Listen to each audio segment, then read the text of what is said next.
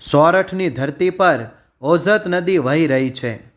એક બાજુ ગિરનાર પર્વતની ટૂંકે ટૂંકું બાવા સાધુઓની ધૂણી ઝલે છે, તો બીજી બાજુ સોરઠના ગામડે ગામડે સ્વામિનારાયણી પંચવ્રતધારી સંતોની સૌમ્ય આભા ઝલમલે છે. ભગવાન સ્વામિનારાયણે પોતાના સંતો દ્વારા સમાજમાં સદાચારની ગંગા રેલાવી હતી. ગામડે ગામડે એ શાંત ક્રાંતિની વાતો થતી. આ સંતો લોકોને લે ભાગુઓના ત્રાસથી મુક્ત કરતા, સાચી સમજ આપતા, પશુ જીવન પલટી સૌને સાચા મનુષ્ય, ભક્ત અને મુક્તની પદવી સુધી પહોંચાડતા. અક્ષર બ્રહ્મ ગુણાતીતાનંદ સ્વામી શ્રીજી મહારાજના 500 પરમહંસોમાં પ્રથમ પંક્તિના સંત હતા. તેઓ સોરઠના ગામડાઓમાં વિચરણ કરતા, સાથે 8-10 સંતોની મંડળી રહેતી. એક વખતની વાત છે. શ્રીજી મહારાજ જૂનાગઢ ભીમ એકાદશીનો સમયો કરવા પધાર્યા છે. તે ટાણે આજુબાજુના પંથકના હજારો હરિભક્તો એમનો લાભ લેવા પધારેલા. તેમાં ગોરવિયાળી ગામના પટેલિયાઓ પણ આવેલા. સ્વામીના યોગથી એમને સત્સંગનો રંગ લાગેલો, પરંતુ ગામમાં કદી સંતો પધારેલા નહીં. આજે તેમણે મહારાજને કાને જ સીધી વાત મૂકી. હે દયાળુ, કૃપા કરો, રાંકના ખોરડા પાવન કરો, સંતો ભક્તોનો સમાજ લઈને પધારો.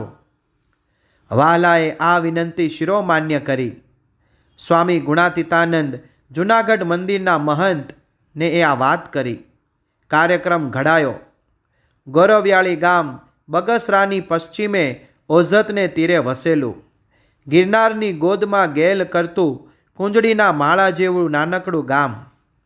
જૂનાગઢ તાબાનું આ ઇનામી ગામ અર્ધું સૈયદના તાબામાં હતું અને અર્ધું ચારણોના તાબામાં હતું. ગામના મુખ્ય 2 જ વ્યવસાય. ખેડૂત પટેલો ખેતી કરતા, શેરડી અને ગોળ પકવતા. મૂછાળા ચારણો ભેંસો રાખતા, માખણ અને ઘી પકવતા. જૂનાગઢ શહેરમાં એની ખપત થતી. ગામમાં કોઈ સાધુ સંત પેસી ન શકે એવી કડકાઈ દાખવતા. આ ગામના 5 પટેલોને સત્સંગ થયો ત્યારથી તેમને માથે જાણે કઠણાઈઓ શરૂ થઈ ગઈ. માથા ભારે હકુમતને લીધે કોઈ કંઈ બોલી શકતું નહીં. અપમાન અને તિરસ્કાર રોજની વાત બની ગઈ. સોહાગ્યા શાખના આ સત્સંગી પટેલો મૂળાભાઈ, રૂડાભાઈ, હીરાભાઈ, ભગાભાઈ અને હરજીભાઈ વાર તહેવારે જૂનાગઢ જતા, સમૈયાનો લાભ લેતા, સ્વામીનો સમાગમ કરતા. આજે શ્રીજી મહારાજના પગલાં ગામમાં થાય તેથી વધુ રૂડું શું હોઈ શકે? એમના આનંદનો પાર ન રહ્યો. પ્રથમ ઓઝત કાંઠે આંબાવાડિયામાં શ્રીજી અને સંતો પધારે તેવું આયોજન થયું. સ્વામિનારાયણ સ્વયં પધારી રહ્યા છે તેના વાવડ વાયુ વેગે ગોરવિયાળીની રજમાં ગુંજતા થયા અને દ્વેષીઓની આંખો લાલ થઈ. ગામમાં એ મૂંડિયા ન જોઈએ. દ્વેષીઓએ બધા ચોરે ભેગા થયા અને કોઈ પણ હિસાબે ગામમાં ન પેસે એવું આયોજન કર્યું. સત્સંગી પટેલિયાને ધામ અને ધામી પોતાને ત્યાં પધારી રહ્યા છે તેનો હરખ માતો નથી. વાડીઓમાં વ્યવસ્થા કરવામાં તેઓ લાગી ગયા.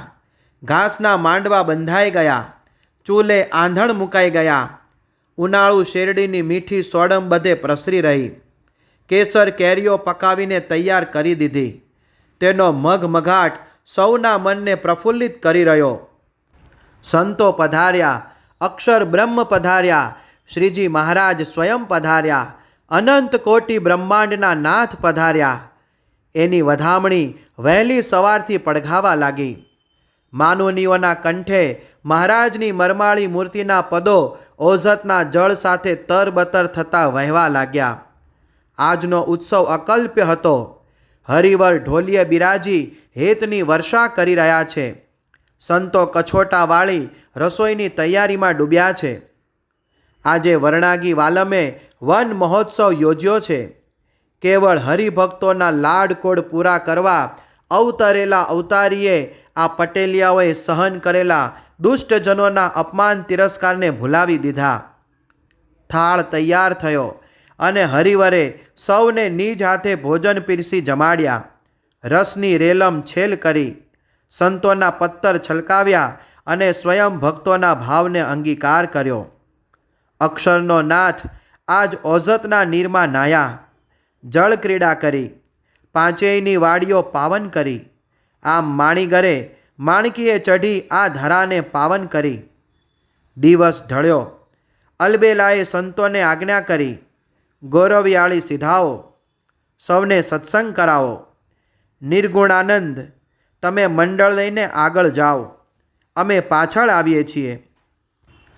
પટેલ હરિભક્તોએ ગામમાં વહેલા જઈને સંતો અને મહારાજને પધરાવવાની તૈયારી કરી, પણ તે પૂર્વે જ ગામના દુષ્ટજનોએ ઓર તૈયારી કરી રાખી હતી. જેવા સાધુ બાવા આવે કે તેની પાછળ ગામની સ્ત્રીઓને હુરિયો કરતી દોડાવવી. સંતો પધાર્યા, મુખે સ્વામિનારાયણનો જાપ છે, સૌમ્ય આભા જળ હળે છે, હાથમાં માળા છે, ખભે જોડીઓ લટકે છે. મંડળના મોવડી ખુદ ઉઘાડે પગે ચાલ્યા આવે છે.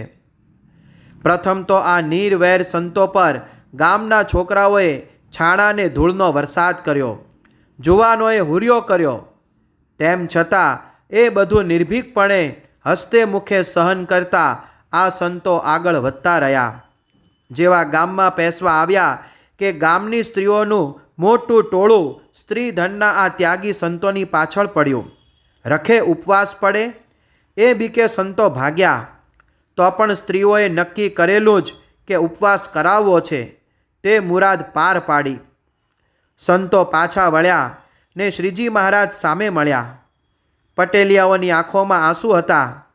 મહારાજને વિનંતી કરી, પ્રભુ દયા કરો, આ ગામ પર દ્રષ્ટિ કરો, અથવા અમે ખપી જઈએ એવી આજ્ઞા કરો. મહારાજ આખો મામલો પામી ગયા. માણકી પાછી વાળીને વાડીએ પધાર્યા. સંતોએ સહન કર્યું તે એમને ખૂબ ગમ્યું ને ગામનું ભલું ચિંતવવા આદેશ આપ્યો. ગુણાતીતાનંદ સ્વામી તથા સંતોએ શિર નમાવી કહ્યું, કૃપાનાથ, આપે કરેલી આજ્ઞા અમે આજ સુધી પાળી છે, શુભ ચિંતવન કર્યું છે. હવે આપ દયા કરો, સૌના માનસનું પરિવર્તન થાય. હરિવાર આભમાં અલક્ષ્ય દૃષ્ટિ કરી વેણ વધ્યા. સંતો, પટેલિયાઓ, સાંભળો, આ ગામ કુગ્રામ છે. કુગ્રામમાં વાસ ન કરવો, તેને છોડી દેવું. હરિભક્તોએ આ વાત શિરોમાન્ય કરી. સત્તાધીશોના અવળાઈ ભર્યા વર્તને પ્રગટ પ્રભુનો યોગ અન્ય ગામજનોને પણ થવા ન દીધો. મહારાજે પાંચેય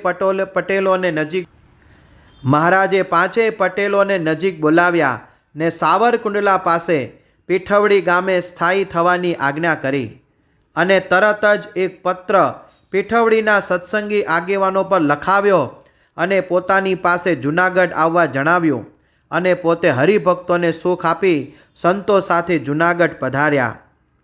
ત્રીજે દિવસે પીઠવડીના હરિભક્તો મહારાજને જૂનાગઢ મળ્યા અને આજ્ઞા યાચી. ત્યારે હરિવરે કહ્યું, ગૌરવયાળીના આ પાંચે હરિભક્તોને તમારે આશરો આપવાનો છે.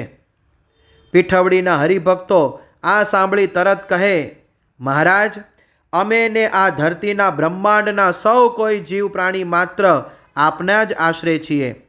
આપ જે આજ્ઞા કરો તે શિરોમાન્ય. આવા સત્સંગીઓની સેવા અમારા માટે અહોભાગ્ય ગણાશે. શ્રીજી મહારાજ એ ભક્તો પર ખૂબ પ્રસન્ન થયા. ગૌરવિયાળીના પાંચે પટેલોએ આ ગામ છોડી દીધું. ઘર વખરી ગાડાઓમાં ભરી પીઠવડી મુકામ કર્યો. ખૂબ સુખ્યા થયા. ભગવાન સ્વામિનારાયણે કોઈની ધર્મરેખા લેશ પણ ભૂંસી નથી. અરે જીવન પરિવર્તનમાં પણ અન્ય ધર્મીઓને આંચ આવે તેવું થવા દીધું નથી. પરસ્પર સંવાદિતા સાધીને માનવના હૃદય એક બનીને રહે તેવું વલણ તેમણે અખત્યાર કર્યું. એટલે જ કોઈના પ્રત્યે પોતાના ભક્તોને દ્વેષ ન થાય, વેર ન બંધાય એવી કુનેહ વાપરી.